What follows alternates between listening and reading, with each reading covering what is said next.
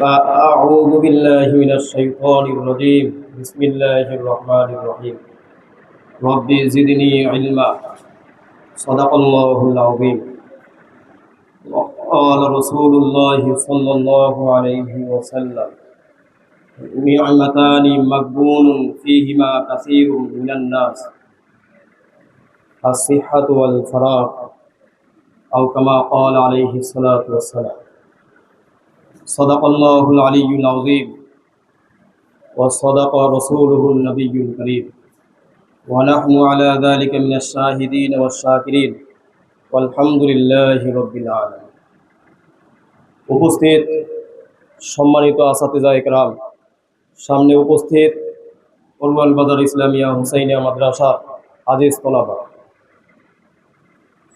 আমরা সকলেই জানি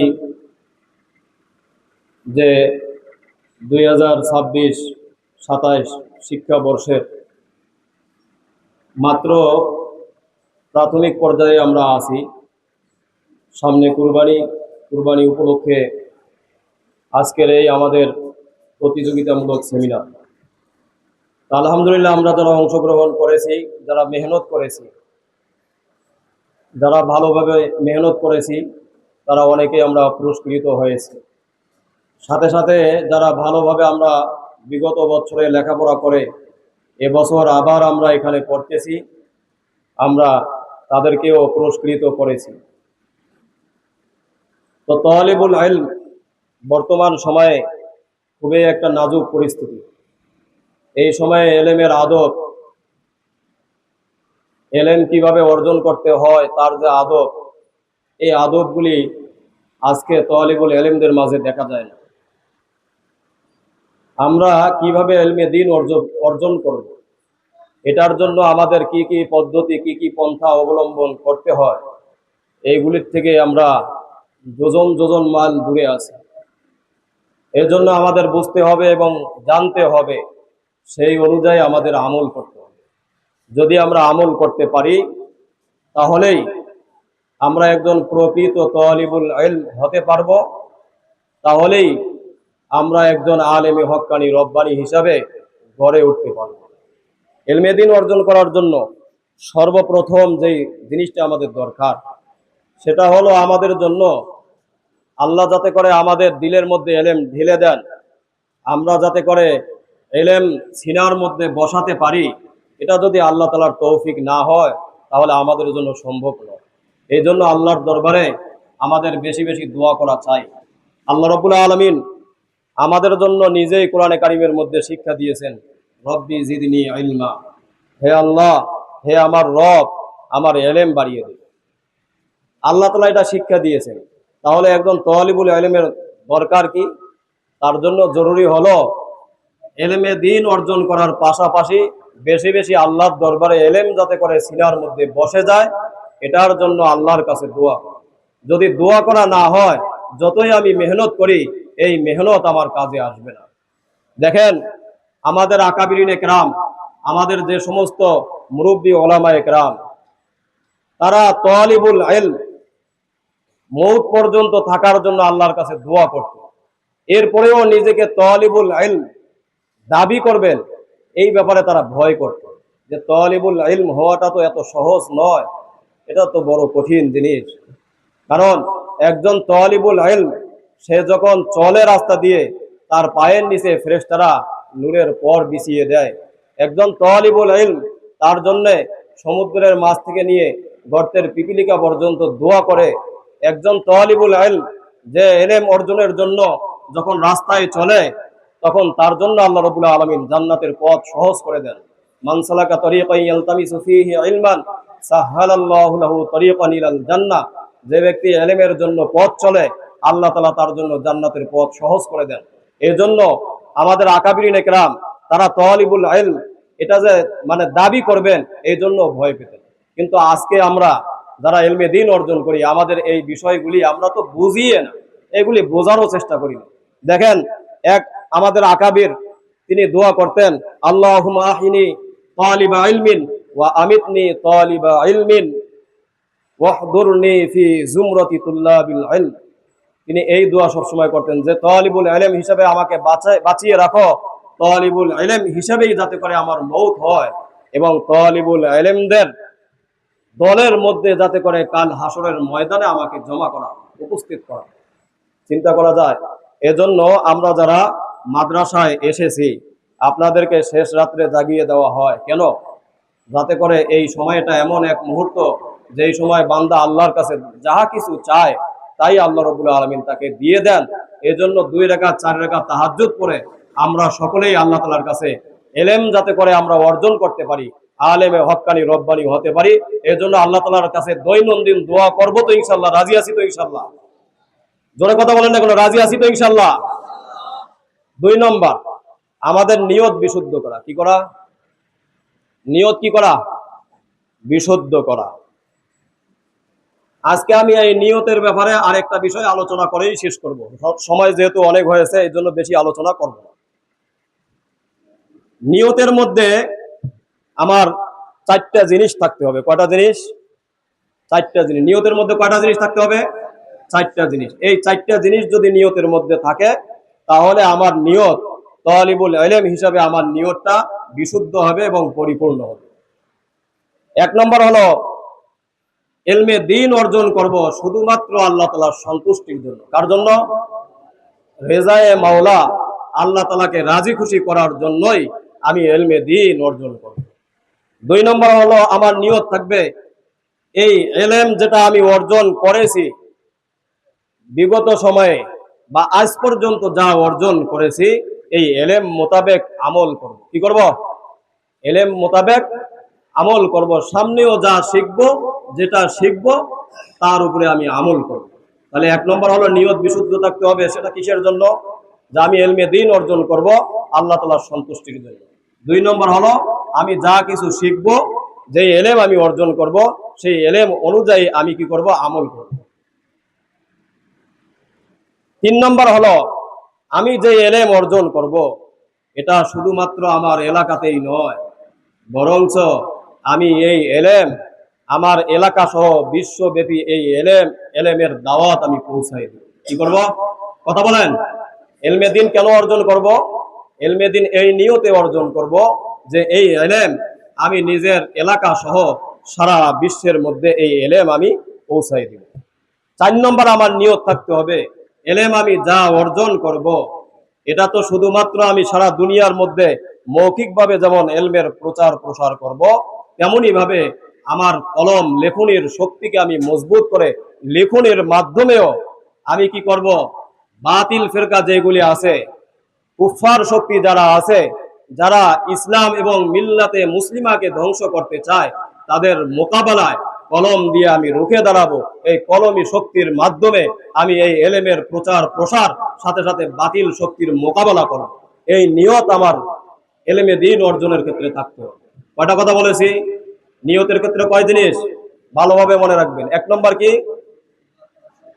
রেজায়ে মাওলা, আল্লাহ তাআলার সন্তুষ্টি। 2 নম্বর কি? আমরা যা শিখব সেই অনুযায়ী আমরা যেই ইলম আমরা অর্জন করব তার উপরে আমরা আমল করব। 3 নম্বর হলো ইলম অর্জন করে এটা শুধুমাত্র আমার ভিতরে আমার মধ্যে সীমাবদ্ধ রাখবো না, আমার এলাকা সহ সারা বিশ্বের মধ্যে এই ইলমের দাওয়াত আমি পৌঁছাই দেব। 4 নম্বর হলো যে এই ইলম শিখব, শেখার পরে আমি এমন লেখনী শক্তির যোগ্যতা অর্জন করব যেই যোগ্যতার বলে বিশ্বব্যাপী কুফরি শক্তির মোকাবেলা আমি কলমের মাধ্যমে লেখনির মাধ্যমে করব। এই নিয়ত আমার থাকতে হবে, সেই অনুযায়ী আমাকে ইলমে দ্বীন অর্জন করতে হবে। ইনশাআল্লাহ আমরা রাজি আছি তো? আমরা আমাদের নিয়ত কিভাবে বিশুদ্ধ করব তো ইনশাআল্লাহ? জোরে বলেন না কেন? করব তো ইনশাআল্লাহ? এরপরে আরেকটা বিষয়, নিয়ত যখন বিশুদ্ধ হলো, এই যে এই নিয়তটা, এই নিয়তের জন্য আমি যেটা অর্জন করব এটা এত সহজেই তো আমার আসবে না। ইলম অর্জন সাথে সাথে আমল, সাথে সাথে প্রচার প্রসার, লেখনী শক্তি, এটার দ্বারা বিশ্বব্যাপী বাতিল কুফরি শক্তির মোকাবেলা করা, এটার জন্য আমাকে ইলমের মধ্যে ডুবিয়ে যেতে হবে। গভীর মনোযোগ দিয়ে ইলমে দ্বীন অর্জন করতে হবে। কি করতে হবে? ইলমের মধ্যে ইনহিমাক থাকতে হবে, গভীরতা।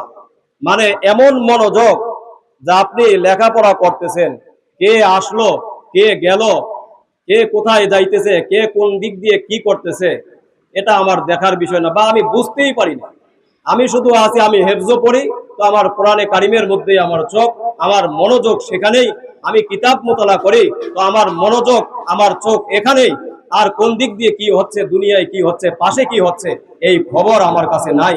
এটাই হলো ইনহিমাক এবং মোতালায় গভীরতা। এই গভীরতা যদি থাকে, তাহলেই আমার জন্য একজন আলেমে হক্কানি, হাফেজে হক্কানি, রব্বানি হওয়া সম্ভব। কথা বলেন ঠিক কিনা? তাহলে কটা বিষয় বললাম? প্রথমে কি বলেছি? এক নম্বরে বলেছি যে আল্লাহর কাছে এলমে দিন যাতে করে আমার দিলের মধ্যে আসে, এলেম যাতে করে বৃদ্ধি হয়, এই জন্য দোয়া করা। কি করা? দোয়া করা। দুই নম্বরে বলেছি নিয়ত বিশুদ্ধ করা। নিয়তের মধ্যে আমি 4টা নিয়তের কথা বলেছি। 3 নম্বরে বলেছি যে আমার এলেমের জন্য মনোযোগ জরুরি। কি জরুরি? গভীর মনোযোগ। কি মনোযোগ? গভীর মনোযোগ। এক, আমাদের আকাবির, আমাদের দেখা গেছে যে সিয়াসিত্তার যে 6টা হাদিসের কিতাব, এই হাদিসের কিতাবের এক হাদিসের মুসান্নিফ রহমতুল্লাহ আলাই, তিনি এত বেশি মোতালা করতেন, মোতালা করতে করতে পাশে ঝুড়ির মধ্যে খেজুর ছিল, এই খেজুরের ঝুড়ি শেষ হয়ে গেছে, উনি বলতে পারেন। কি পারেন না? বলতে পারেন না। পরে পেট ফুলে গেছে, এই অবস্থায় ওনার ইন্তেকাল হয়ে গেছে। চিন্তা করা যায়? মানে খাইতেছেন, এই দিক দিয়ে মোতালা করতেছেন, মোতালার মধ্যে এত গভীর মনোযোগ, ওই দিক দিয়ে যে এক জুড়ি খেজুর পেটের মধ্যে চলে গেছে, এটা উনি বলতেই পারেন, যার কারণে ওনার ইন্তেকাল হয়ে গেছে। এরকম মনোযোগ আমাদের জরুরি। আরো এরকম অসংখ্য অগণিত ঘটনা আছে। কথা বোঝা গেছে? এরকম আমাদের মোতালার মধ্যে মনোযোগ থাকা চাই। যদি না থাকে, তাহলে তো এই আমরা যেভাবে এদিক সেদিক তাকাতাকি করি, ওই পড়তেছি এইখানে, তাকিয়ে আছি ওই দিকে, পড়তেছি এখানে, আমার দিল চলে গেছে বাড়িতে, পড়তেছি এখানে, আমার মন চলে গেছে ওই খেলার মাঠের মধ্যে, এভাবে লেখাপড়া করে আমাদের কোনোদিনও সফলতা অর্জন করা সম্ভব নয়। আজকে আমরা দেখেছি হিফজুল কোরআনের ছাত্র ভাইরা প্রতিযোগিতার মধ্যে অংশগ্রহণ করছে। আমরা আশানুরূপ তাদের থেকে এরকম আমরা আজকে প্রতিযোগিতা আমরা দেখতে পাইনি। কথা বলেন ঠিক কিনা? এটার কারণ কি? এটার একমাত্র কারণ পড়ার সময় তাদের মনোযোগ না থাকে। এমনই ভাবে যারা আমরা আজকে প্রশ্ন উত্তর পর্ব করেছি কুরবানি, মাসাইলে কুরবানি সম্পর্কে, তাদের মধ্যেও আমরা দেখেছি কয়েকজন আছে যে যারা ভালো পেরেছে, আর অনেকেই আছে যে তারা পারে না। এটার কারণ কি? তারা লেখাপড়ায় মনোযোগ দেয়। ঠিক তেমনি ভাবে আমরা যাচাই বাছাই করব। এই যে পরীক্ষা আসতেছে কুরবানির আগে, কুরবানির আগে আমরা যে একটা দেখা গেছে যে ওই প্রথম সাময়িক পরীক্ষার আগে আমরা একটা টেস্ট পরীক্ষা নেই কুরবানির আগে। কার আগে? কুরবানির আগে। এই কুরবানির আগের পরীক্ষাটা এত গুরুত্বপূর্ণ, এটার মধ্যে আমাদের আন্দাজ হয়ে যায় যে কোন ছেলেটা কতটুকু মনোযোগী, কোন ছেলেটা কতটুকু লেখাপড়া করেছে, এই ছেলেটা বছর শেষ পর্যন্ত কতটুকু কামিয়াব হতে পারে। এটা আমরা যাচাই বাছাই এই টেস্ট পরীক্ষার মাধ্যমে করে ফেলি। এই জন্য আগামী যে কয়েকদিনের মধ্যে যে পরীক্ষা অনুষ্ঠিত হবে, আমরা এই পরীক্ষা ভালোভাবে মেহনত করে এই পরীক্ষা দিব তো ইনশাআল্লাহ? কারা কারা রাজি আছে হাত উঠাই দেখাই। আল্লাহ তাআলা সবাইকে কবুল করুন, বলেন আমিন। তো যাই হোক,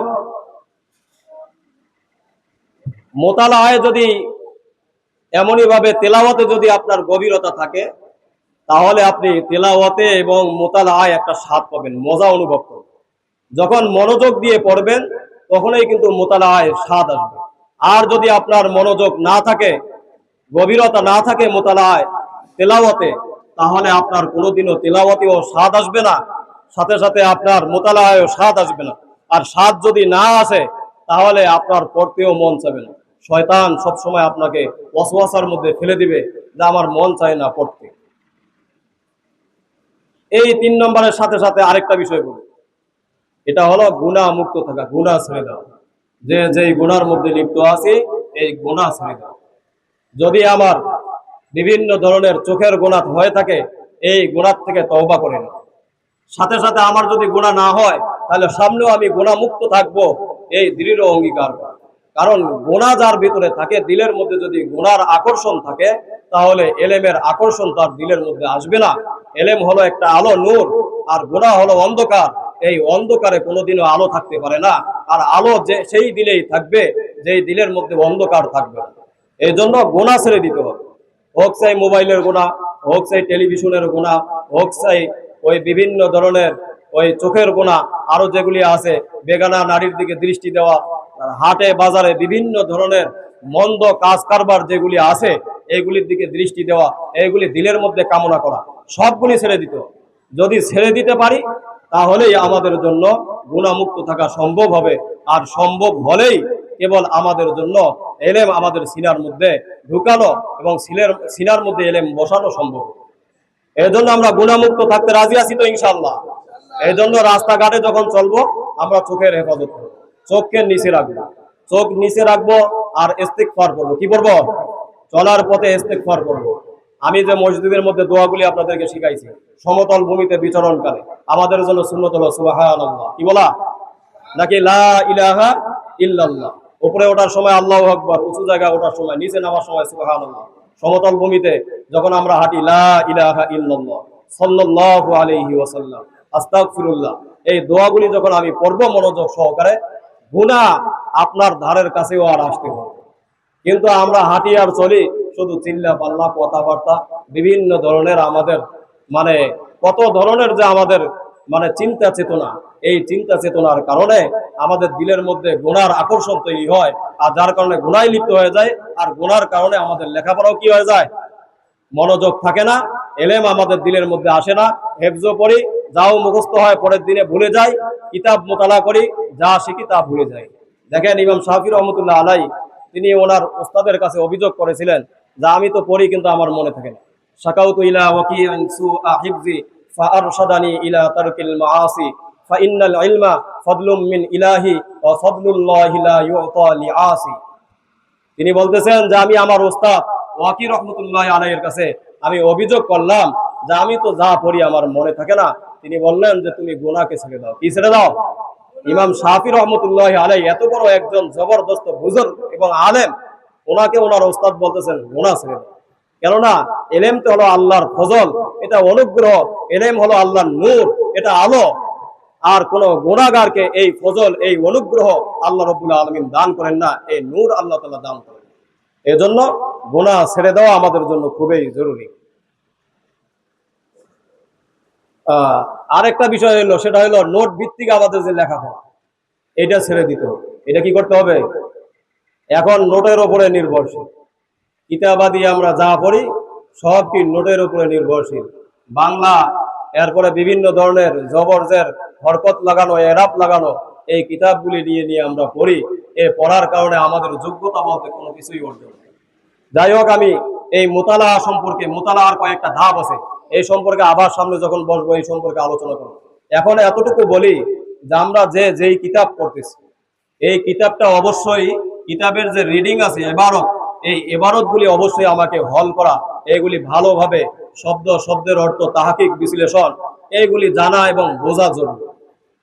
এজন্য শুধুমাত্র নোট নিয়ে বসে থাকলাম আর কিতাবের মধ্যে দেখা গেল যে কিতাবের মধ্যে একটা বাইনাস সতর আছে, একটা হাসিয়া আছে, হাসিয়ার মধ্যে একটা ইঙ্গিত দেওয়া হয়েছে, এরপরে যে কিতাবের যে এবারত লাইন আছে, এই লাইনের নিচে কয়েকটা শব্দ দেওয়া আছে, সেটার মধ্যে আমার জন্য এই শব্দ, এই লাইনটা বোঝা যথেষ্ট হয়ে যায়। কিন্তু আমার ওদিকে ভ্রুক্ষেপ নাই, আমি বাংলা নিয়ে বসে থাকি, ডাইরেক্ট বাংলা পড়তেছি, যার কারণে না এবারতের অর্থ পড়ার মতন যোগ্যতা আমার অর্জন হয়। আমি একটা আরবি পড়ি, এটার অর্থ করতে পারি না। উর্দু পড়ি, কিন্তু উর্দু নতুন একটা উর্দু এবারত আসলে এটার অর্থ করতে পারি না। যখন আমি ইংরেজি পড়ি, ইংরেজির আমি ওই দেখে দেখে বাংলা আমি অর্থ পড়েছি, কিন্তু এটা মুখস্থ করি নাই। এবারত রিডিং এর হল করি নাই। তখন দেখা যায় যে সামনে নতুন কোনো ইংরেজি একটা রিডিং আসলে এটা ভালো মতো পড়তেও পারি না, এটার অর্থ করতে পারি। তাহলে আরবি, উর্দু, ইংরেজি, এরপরে ফার্সি, যেই ভাষায় আমি যেই কিতাব পড়ি, এই কিতাবের এবারত এবং কিতাবের হাসিয়া, এমনকি কিতাবের মধ্যে যে ছোট ছোট যে টিকাগুলি দেওয়া আছে, এইগুলি পর্যন্ত আমার হল করা জরুরি। এটার জন্য যদি আমি ওই নোট নির্ভর যদি আমি মোতালা লেখাপড়া করি, তাহলে আমার দ্বারা সম্ভব হবে না। আগে আমি মূল কিতাব আমি হল করব, এরপরে আমি আনুষাঙ্গিক যদি এটার জন্য কোনো ব্যাখ্যা, কোনো সরাসরি হাত থাকে, তারপর আমি সেই দিকে যাব। আর বিশেষ করে আমরা যারা নুরানি বিভাগে পড়ি, আমরা এখন থেকে আমাদের ওস্তাদ কি বলে, উনি কিভাবে আমাকে চালায়, উনি কিভাবে দিক নির্দেশনা দেয়, কিভাবে ঘুমাতে হয়, কিভাবে ঘুম থেকে উঠতে হয়, কিভাবে আমার খাবার খেতে হয়, খাবার খাওয়ার সময় আমার যে সুন্নতগুলি আছে, ইস্তেঞ্জায় যাওয়ার মধ্যে আমার সুন্নতগুলি আছে, সাথে সাথে আমি নামাজে দাঁড়াবো, নামাজ কিভাবে পড়তে হয়, এই নামাজের মাসাইলগুলি সাথে সাথে প্র্যাকটিক্যালি আমরা আমাদের ওস্তাদ থেকে আমরা দেখে নেব, বা ওস্তাদ আমাদেরকে যেভাবে শিক্ষা দিবেন আমরা প্রত্যেকেই সেভাবে ফলো করব। আর একটা বিষয় জরুরি আমরা মনে রাখি, এই যে আমরা আছি, আমরা অনেকেই আছি যে বারবার দেখা যায় যে ওস্তাদের সামনে আমরা জোরে জোরে কথা বলি। এটা একটা এমন বেয়াদবি, এটার দ্বারাই দেখা যায় যে আপনার এলেমের মধ্যে বরকত পুরা দবেই নষ্ট হয়ে যায়। ওস্তাদের সামনে এভাবে জোরে আওয়াজ করা যায়। আল্লাহর রাসূল সাল্লাল্লাহু আলাইহি ওয়াসাল্লাম ওনার সামনে যখন সাহাবায়ে কেরাম জোরে জোরে কথা বলতো, আল্লাহর পক্ষ থেকে আয়াত নাযিল হয়েছে, ইয়া আইয়ুহাল্লাযীনা আমানু লা তারফাউ আসওয়াতাকুম ফাওকা সাওতিন নবী ওয়া লা তাজহারু লাহু বিল কওলি কাজাহরি বা'দিকুম লিবা'দিন আন তাহবাতা আ'মালুকুম ওয়া আনতুম লা তাশউরুন।